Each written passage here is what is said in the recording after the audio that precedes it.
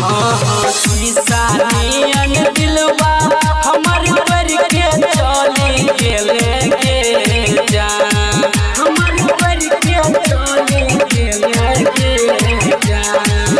हाँ शीशा नियन दिलवा हमर करके चली गेले जान जान के करके चली गेले जान के तोहरा बिना दिलवा हमर घर कोई के जान के हमरा छोड़ के ससुरा कहूँ चल गेलही के जान।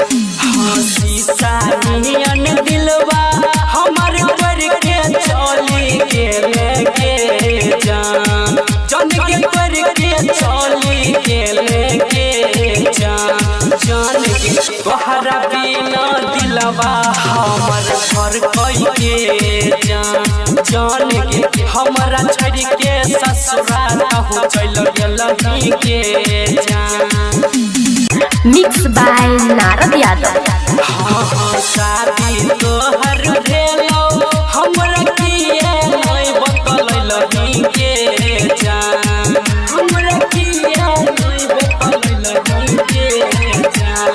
हाँ शादी तोहर भेलो हमरा किए नहीं बतलही के जान जान के किए नहीं बतलही के जान के तोहरा बिना दिलवा हमर घर कोई के जान के हमरा छोड़ के ससुरा कहूँ चल गेलही के जान। हाँ शीशा नियन दिलवा हमर करके चली गेले जान जान के करके चली गेले जान के तोहरा बिना दिलवा हमर घर कोई के जान के हमरा छोड़ के ससुरा कहूँ चल गेलही के जान। राइटर सुजित बाबू रितेश यादव के भूल गेलही के जान रितेश यादव के भूल गेलही के जान।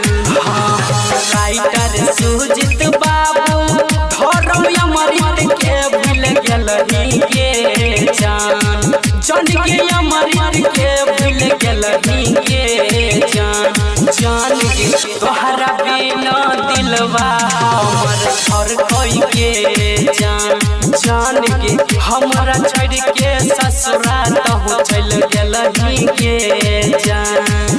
हाँ शीशा नियन दिलवा हमर करके चली गेलही के जान जान के करके चली गेलही के जान के तोहरा बिना दिलवा हमर घर कोई के जान के हमरा छोड़ के ससुरा कहूँ चल गेलही के जान। म्यूजिक रिकॉर्डिंग स्टूडियो बेगूसराय रात।